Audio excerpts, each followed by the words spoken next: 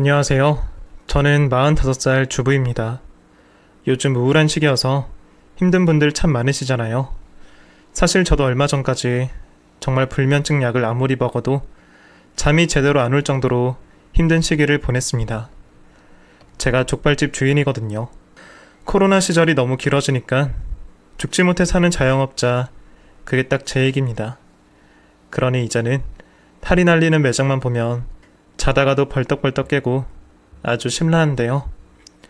얼마 전 그런 저에게 기적 같은 일이 생겨 이곳에서 여러분들한테 이야기를 해보고 저처럼 힘든 분들에게 위로를 드리고 싶어서 이렇게 용기 내서 사연을 쓰게 됐습니다.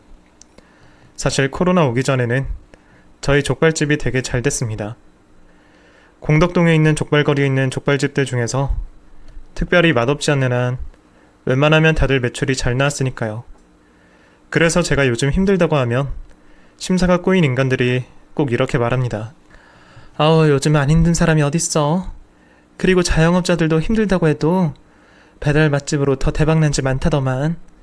그렇게 자꾸 우는 소리 말고 자기도 배달업체 등록해서 배달 손님 많이 받으면 될 거 아니야. 꼭 장사를 모르는 사람들이 이렇게 말하더라고요. 배달은 뭐 쉬운 줄 알아요. 배달앱, 배달기사 인건비, 수수료, 그거 다 떼고 나면 얼마 남지도 않는데 배달하려면 이 어려운 시대에 사람을 더 써야 됩니다. 물론 장사만 잘 되면야 사람 더 쓰는 거 아무 상관없죠. 근데 배달업체 아무리 등록해놔도 장사 안 되는 집은 안 됩니다. 그것도 다 잘 되는 조건이 있는데 배달업체가 요구하는 조건에 충족 못 되면 고객이 잘 보이는 자리에 홍보 안 해주고 그렇게 되면 장사가 잘 안 되고, 암튼 그렇게 말처럼 쉽지가 않은데 제 마음을 알아주는 사람이 없더라고요. 심지어 30년 지기하고 통화를 해봐도 야, 그래도 너는 부모님한테 물려받은 족발집으로 한평생 잘 살아놓고 요즘 좀 힘들다고 뭐 그렇게 우는 소리를 해. 나처럼 부모 잘못 만나서 한평생 지질이 고생하는 사람도 있는데 그런 거에 비하면 넌 예전에라도 잘 살아봤잖니. 뭐 예전에 너무 호강만 하고 살아서 더 힘든 거는 있겠다. 네, 30년 지기가 이런 소리를 하는데 제가 친구들한테 뭘 기대하겠어요. 물론 얘가 저한테 이런 말 하는 데는 이유는 있긴 하죠. 저는 사실 저희 친할머니 때부터 장충동에서 족발집을 해왔던 나름 원조 족발 명가였거든요. 친할머니 가게를 아버지가 이어받고 이 족발집이 굉장히 잘 됐기 때문에 제 친구들은 전부 저를 잘 사는 집, 부잣집 족발집 딸로 기억합니다. 그래서 어려서부터 족발 판 돈으로 부족한 거 하나 없이 먹고 싶은 거 다 먹고 입고 싶은 거 다 입고 자랐어요. 제가 이 족발집이 얼마나 잘 됐냐면 진짜 주말에는 정신 하나도 없고 평일 밤에도 손님이 너무 많아서 친구들이 저희 집에 족발 먹고 갔다가 결국 서빙하고 마늘 까고 수저 나르고 손님들 주문받아야 할 정도로 눈코 뜰 새 없이 바빴습니다.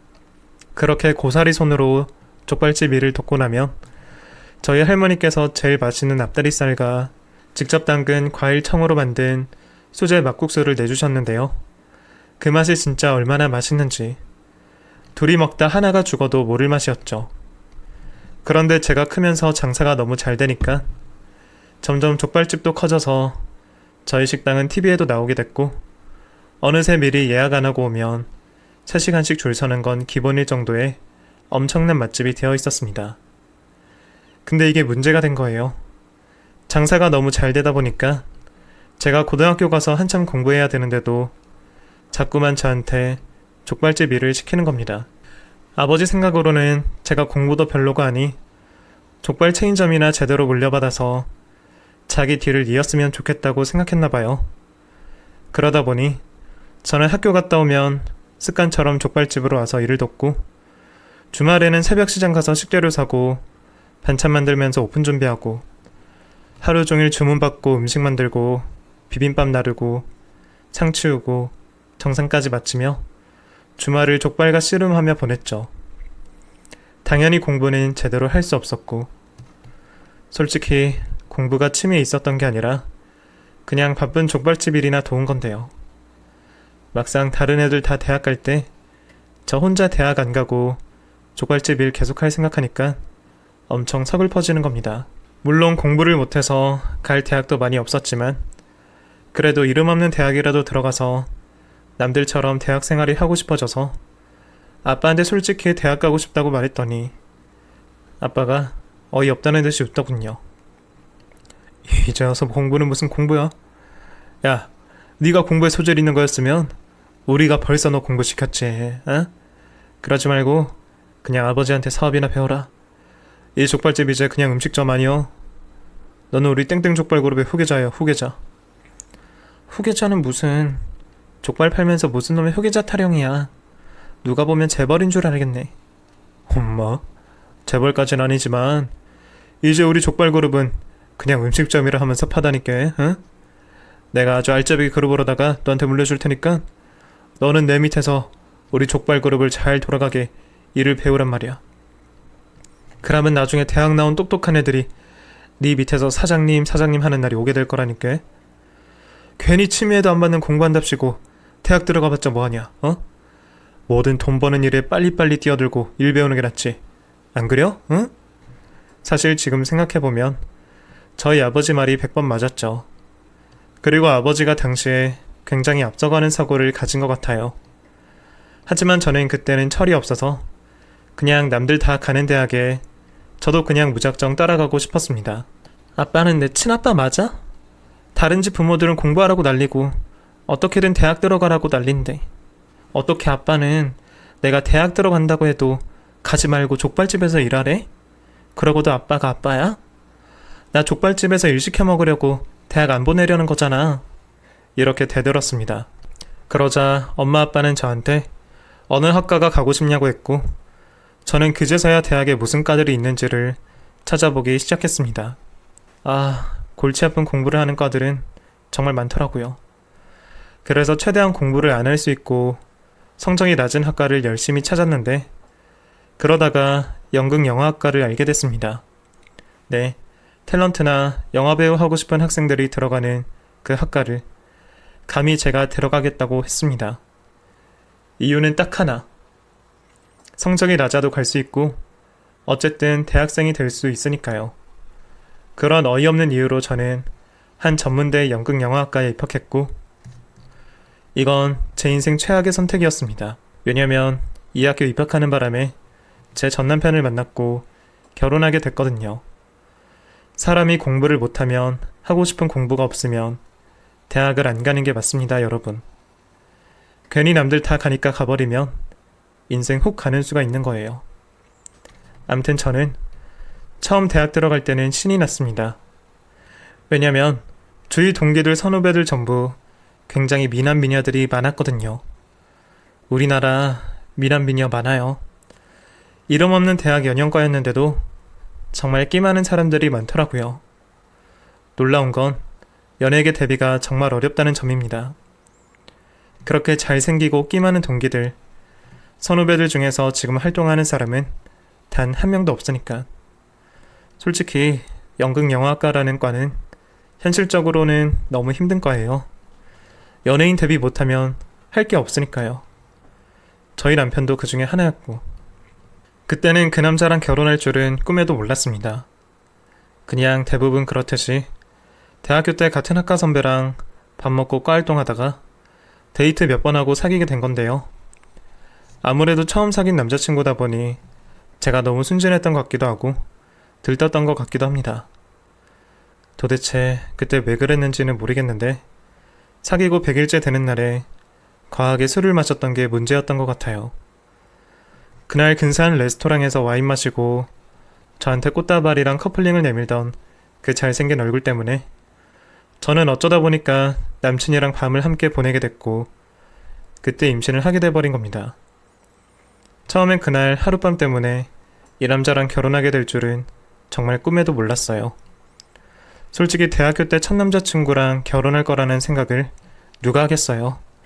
다들 가볍게 풋풋하게 사귀는 거지. 피임을 제대로 안 한 건 정말 잘못인데 설마 그날 하루 때문에 임신이 될 줄은 몰랐던 거죠. 다 무식하고 아니란 저의 죄입니다. 그런데 그날 밤 이후에 저는 친구들이랑 놀러 다니느라 정신없고 남친은 저희 족발집에서 알바하느라 눈코 뜰 새 없이 바쁘고 그런데 그 사이 제가 임신한 걸 안 겁니다. 남친은 애 생겼다는 얘기를 듣고 너무 깜짝 놀라더라고요. 되게 당황스러워하고 어쩔 줄 몰라 하고 남친 입장에선 당연한 반응이었죠. 저도 똑같은 감정이었으니까요. 하지만 막상 당황하는 그 모습을 보자 서운한 건 어쩔 수 없더라고요. 지금도 그때 그 남편의 표정이 잊혀지지 않을 정도로 섭섭했습니다. 그래서 이 아이 죽을 거라고 하니까 그제서야 남친은 아니라고 하더군요. 자기가 책임질 일을 했고 귀한 생명이 생겼으니까 나이가 어릴지라도 책임지는 게 맞다고요. 저도 그때는 솔직히 이미 아이가 생긴 지 2달이 넘어서 지우기 무섭더라고요. 그래서 아이를 없애기 싫어서라도 무조건 결혼을 하고 싶었습니다.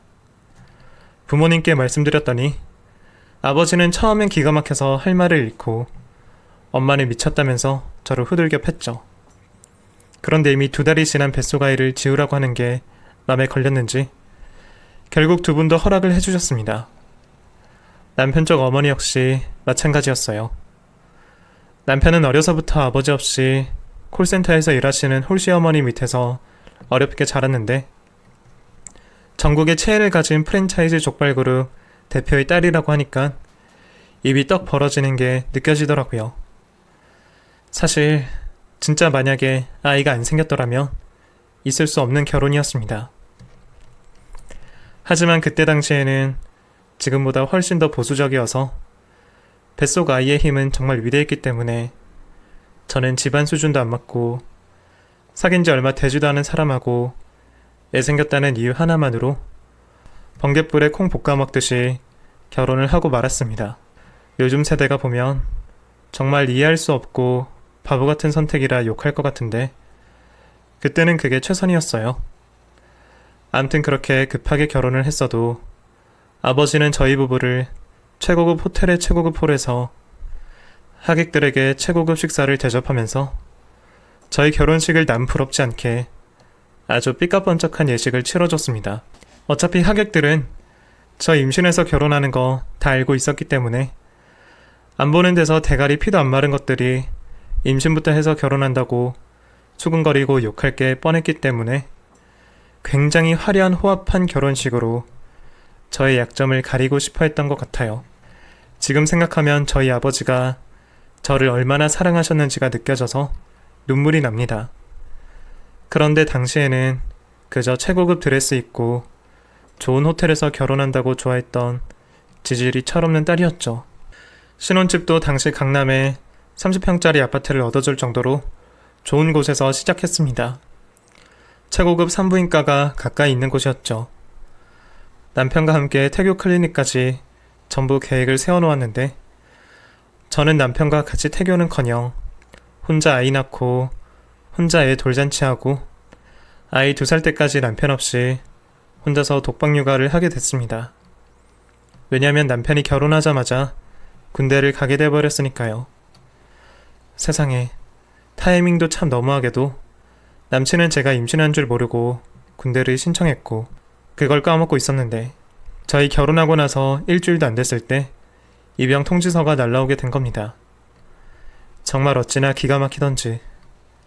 결국 저는 결혼하자마자 남편 없이 독수공방하며 태교를 하고 그 이듬해 낳은 아들도 혼자 키워야 했죠. 그래도 다행히 저희 아버지가 저를 위해서 웬만한 일은 전부 아래 관리인들에게 맡기고 제 태교에 신경을 써주고 남편 역할을 대신 해주었기 때문에 남편 군대 간 3년이라는 긴 시간을 잘 버틸 수 있었던 것 같아요. 그리고 저는 아이 키우면서 대학은 그냥 자퇴해버렸습니다. 아무리 일하는 아주머니들이 도와줘도 육아하면서 학교 다니는 건 무리였으니까요. 그리고 아버지는 남편도 학교를 그만두고 얼른 족발집 물려받기를 바랬어요. 그래서 남편이 휴가 나올 때마다 틈틈이 족발집 운영을 얘기하면서 군대 갔다 오면 본격적으로 남편한테 족발집 본점을 맡기겠다고 했고 남편도 좋다고 말했는데요. 막상 남편이 제대 오고 나서 갑자기 말을 확 바꾸는 게 아니겠어요? 아버님, 저도 군대에서 많이 생각해봤는데 솔직히 연극영화과 나와봤자 연예인 될 거 아니면 아무 소용없다는 건 인정해요. 그래서 다시 취미에도 안 맞는 학교를 비싼 등록금 내고 다닐 생각은 없는데요. 근데 족발집은 진짜 아니에요. 제 취미에도 안 맞고요. 저는 좀 더 사회적으로 좀 더 가치있고 명예로운 일을 하고 싶어요. 물론 아버님이 하시는 족발집이 가치가 없다는 뜻으로 말씀드리는 건 아니니까 오해하지 마시고요. 암튼 족발집 사장은 제 취미에 안 맞고 저는 이윤을 추구하면서도 좀 더 사회적인 일을 하고 싶은 거죠. 우리 사회에 도움이 되는 그런 일이요. 하도 거창하게 썰을 풀어서 저는 이 말을 처음 들었을 때 이 인간이 무슨 아프리카 자선단체에 봉사라도 떠나려는 건가? 되게 걱정스러운 생각이 들었는데요. 결국은 말만 거창하게 했지 사업해서 돈 벌고 싶다는 거였습니다.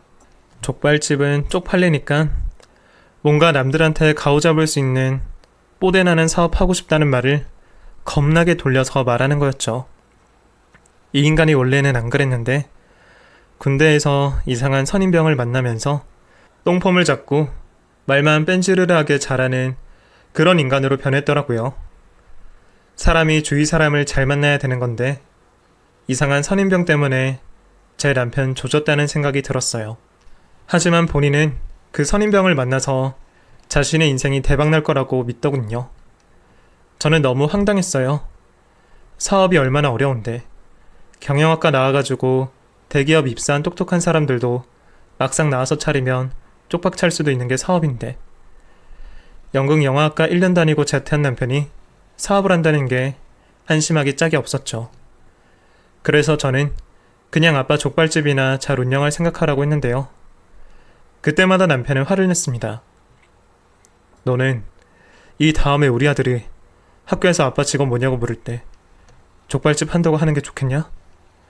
아니면 전문투자 회사의 CEO라고 하는 게 좋겠냐? 양심에 손을 넣고 잘 생각해봐봐. 나는 우리 아들이 친구들 앞에서 나를 아주 자랑스럽게 소개했으면 좋겠어.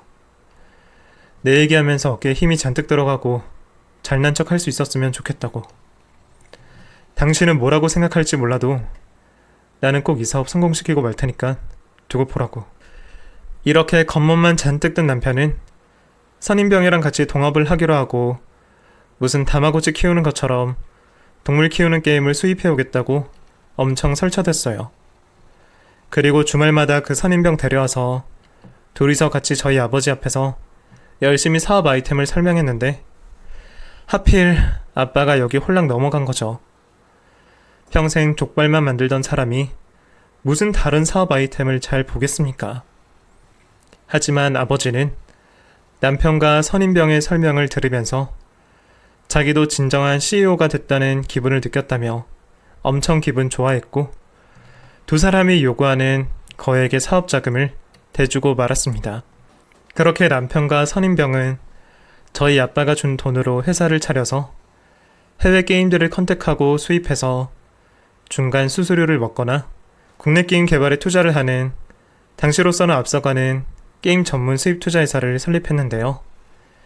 이 회사는 불행히도 시대를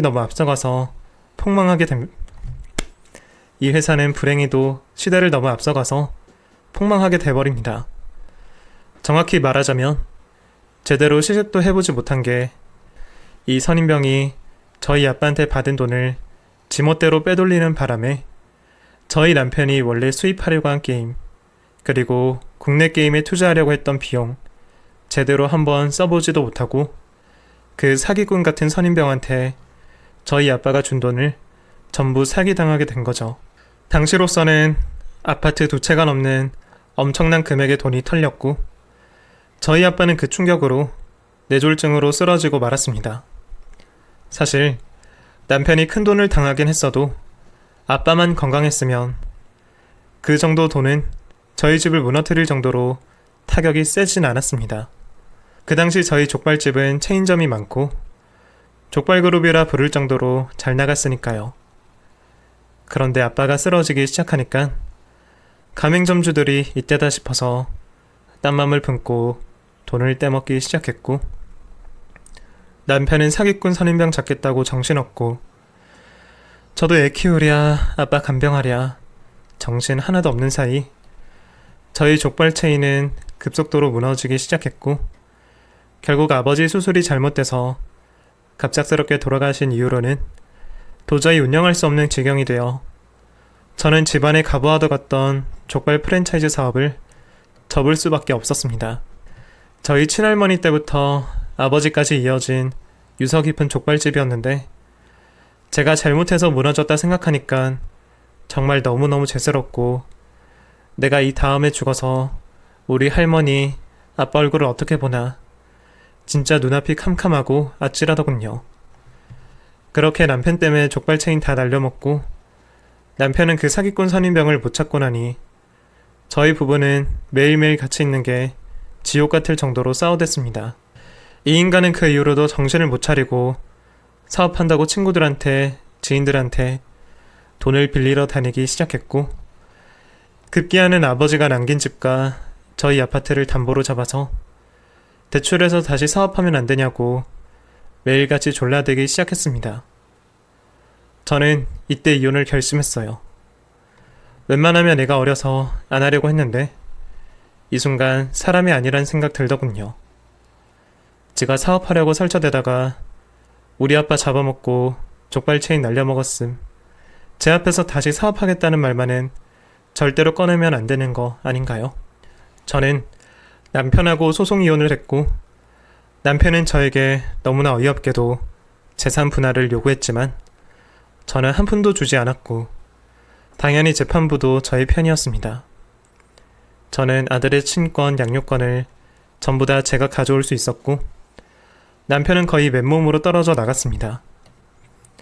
정말 마지막으로 헤어질 때까지도 사업자금 타령을 해대는 통에 떼내느라 아주 죽을 맛이었죠. 그렇게 남편 이혼하고 나서 저는 결심을 합니다. 이 다음에 할머니, 아빠 보기에 부끄럽지 않을 수 있게 다시 족발집을 키워야겠다고요. 그래서 아이 유치원 입학할 때까지 전국의 유명 족발집을 발품 팔고 돌아다니며 레시피 분석부터 시작했습니다. 그리고 저만의 특제 소스와 시그니처 메뉴를 개발하기 시작했어요. 그리고 아버지 족발그룹에서 일했던 분들 직접 찾아다니면서 제 계획을 밝히고 다시 일해줄 수 없냐 물었습니다.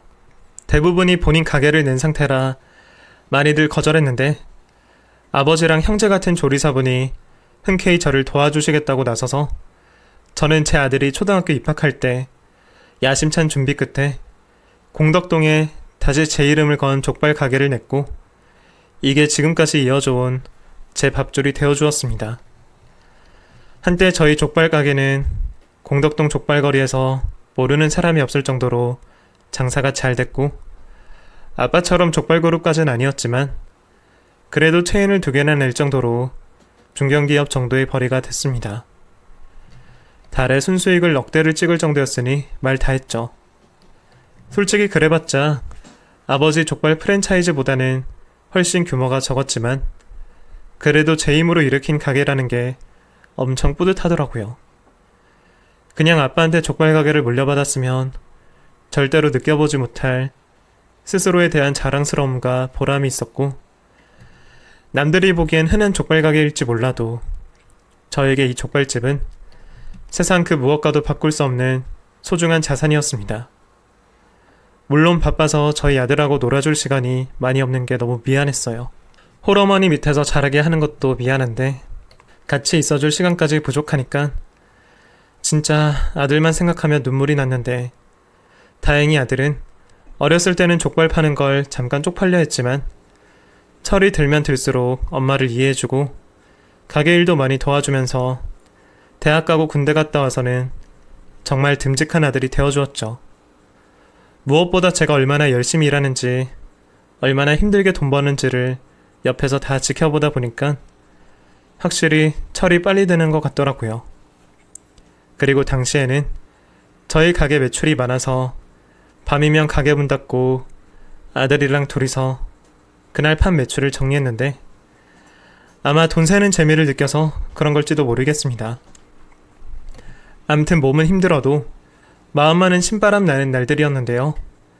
그러다가 한 3년 전에 가게 문 닫을 시간에 번거지 모자 쓰고 허름한 차림에 노숙자 비스무리한 사람이 영업시간 다 끝나고 가게에 찾아왔는데요.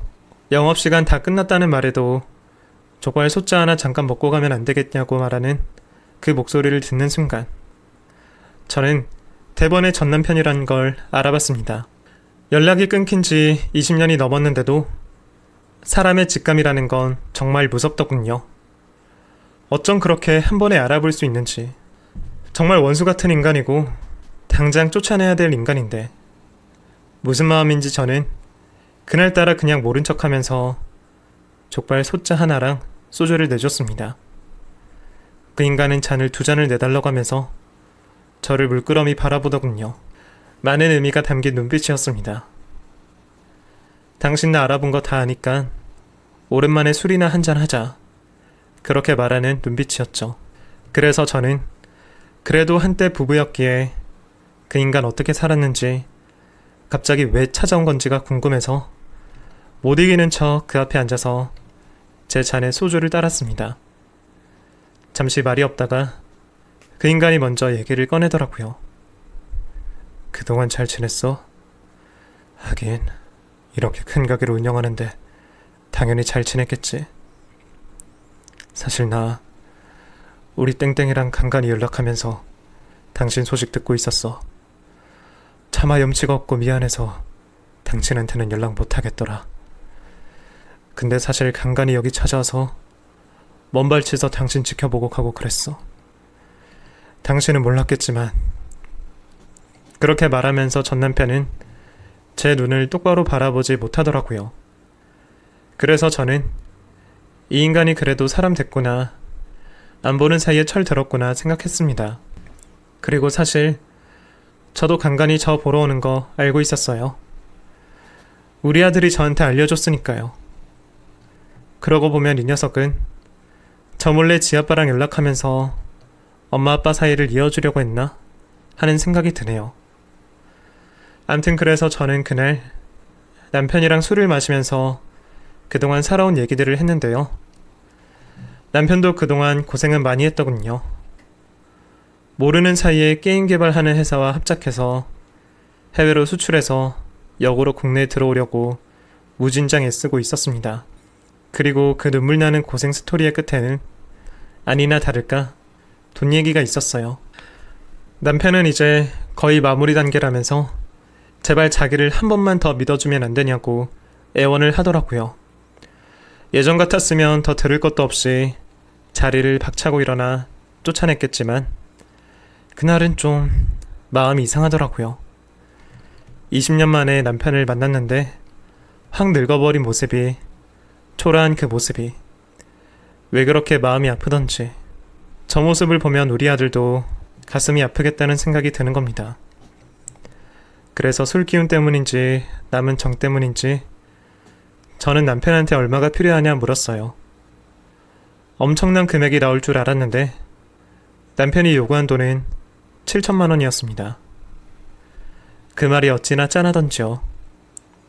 예전에 우리 아버지 살아계실 때는 억대의 사업 자금을 아무렇지 않게 당당하게 얘기하던 사람이 막상 돈 7천에 벌벌 떠는 걸 보니 진짜 인생이라는 게 뭔가 엄청 허무하기도 하더라고요. 암튼 저는 그날 취한 건지 미친 건지 20년 만에 찾아온 전 남편에게 돈 7천만 원을 선뜻 빌려주었고, 남편은 이 은혜는 잊지 않겠다고, 정말 고맙다고 거의 울듯이 말하면서 그 돈을 받아갔습니다. 그리고 한동안 연락이 또 없었죠. 뭐 기대도 안 했습니다. 애초에 남편의 말을 믿어서 준 건 아니고 그냥 애 아빠니까, 내가 이 세상에서 가장 사랑하는 우리 아들의 아빠니까 준 돈이었죠. 하지만 막상 다시 연락이 없으니까 조금 서운하긴 하더군요. 그래도 저는 한동안 족발집 운영하느라 눈코 뜰 새 없이 바빴는데요. 작년에 코로나 터지고부터 상황이 좀 심각해지기 시작했습니다. 원래 저희 족발집은 배달보다는 단체 손님이 많고 직접 드시러 오는 손님이 많았는데 코로나로 완전 직격탄을 맞아버린 거죠. 지금 생각하면 그때 하루빨리 배달로 돌렸어야 했는데 저는 코로나가 이렇게 오래 갈 줄은 정말 꿈에도 생각 못하고 이러다 말겠지 싶어서 배달업체 등록을 안 했는데요. 나중에 손님 다 떨어지고 나서 돌리려고 할 때는 이미 훨씬 전에 등록한 업체들이 전부 자리 잡고 있어서 제가 낄 틈이 없었습니다. 완전히 판단을 잘못한 거였죠. 아시는 분은 아시겠지만 족발집이 치킨집이나 중국집 못지않게 경쟁이 매우 치열합니다. 결국 그렇게 제 인생을 바친 족발집은 코로나에 하나둘 무너져 내리기 시작했고 저는 결국 본점 하나 남겨놓고 나머지 체인은 전부 접어야 했습니다. 그래도 작년까지는 버틸만 했는데 올해는 진짜 너무 힘들어요. 이게 생각보다 너무 길어지니까 당해낼 재간이 없는 겁니다. 저희 집 자체 배달도 하고 배달업체에도 등록을 했는데 이게 완전 뒷북 중에 뒷북이었죠. 이미 홍보 경쟁에서 밀려버려가지고 예전 매출은 꿈도 못 꿀 정도고 인건비, 부대비용, 고정비는 계속 나가고 아주 사람 미쳐버리겠더라고요. 근데 그 어려운 와중에 정말 기적 같은 일이 일어났어요. 어느 날 가게 문 닫고 정말 너무 서럽고 코로나가 원망스럽고 암담해서 소주 한 병을 까고 있는데 또 3년 전 그날처럼 남편이 찾아온 겁니다. 그런데 이번에는 번거지 모자에 허름한 옷차림이 아니라 아주 명품을 기깔나게 차려입고 무슨 TV에 나오는 배우처럼 멋진 모습으로 제 앞에 나타난 게 아니겠어요? 그러더니만 당당하게 족발 대짜를 시키더니 제 앞에 봉투 하나를 척 하고 내려놨습니다. 그러면서 자기가 좋은 일이 생겼다고 이제야 찾아와서 미안하다고 너무 늦게 빚을 갚아 미안하다고 했습니다. 저는 정말 꿈만 같았죠. 이 어려운 시기에 전혀 기대 안 했던 전 남편이 목돈 7천만 원을 한 번에 갚을 줄 상상도 못했거든요. 그런데 봉투를 열어보고 저는 너무 놀라 소리를 지를 뻔했습니다. 봉투 안에는 저에게 빌려갔던 7천이 아니라 무려 3억이라는 큰 돈이 들어있었으니까요. 저는 봉투를 내려놓으면서 당신 솔직히 말하라고, 이거 무슨 돈이냐고, 혹시라도 남한테 사기쳤거나 나쁜 짓 해서 번 돈이라면 나는 절대 받지 않겠다고 말했는데요. 남편이 웃으면서 그런 돈 아니니까 걱정 말라고 하더군요. 그러면서 이 돈이 어떻게 생겼는지 설명을 해주기 시작했는데 정말 듣고도 믿기지 않는 그런 놀라운 얘기들이었습니다. 그러니까 3년 전에 남편이 저를 찾아와 7천만 원을 빌려간 이유가 게임 개발을 위해서였잖아요. 그래서 그 돈으로 게임 개발을 해서 해외 게임 회사에 투자를 받으러 갔는데 경쟁업체가 중국의 큰 회사랑 붙어서 굉장히 불리한 상황이었대요. 그래서 엄청 실망하고 있었는데 그 해외 게임 회사 투자 담당자가 세상에 그 옛날 그 원수 같은 선임병이었던 겁니다.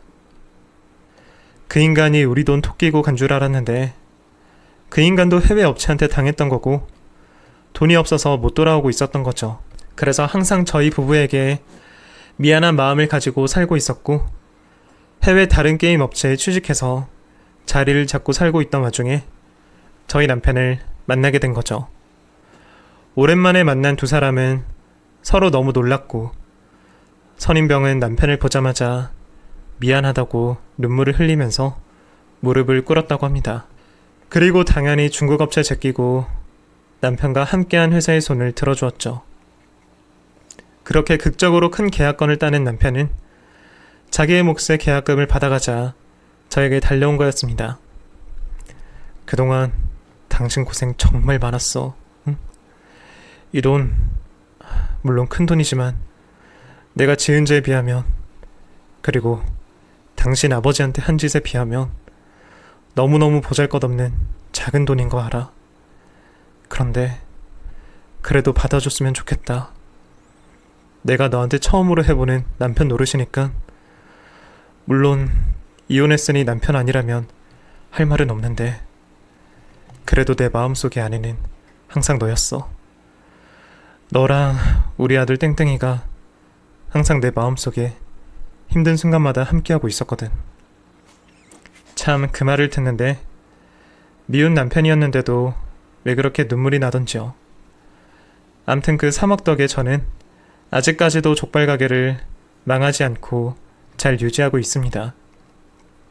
그리고 남편이 적극적으로 다른 배달업체 알아봐줘서 조금은 매출이 오르고 있어서 정말 다행입니다. 남편이랑 다시 재결합한 건 아닌데요. 요즘 족발집에 자주 찾아와서 세 식구끼리 같이 야식 먹는 시간은 많아지고 있어요. 물론 합치는 건 좀 더 신중해야겠죠. 그래도 살다 보니까 예상치 못하게 좋은 일도 이렇게 갑자기 찾아오기도 하더라고요. 그러니까 지금 힘드신 자영업자분들 특히 힘내시길 바랍니다. 긴 사연 들어주셔서 감사합니다.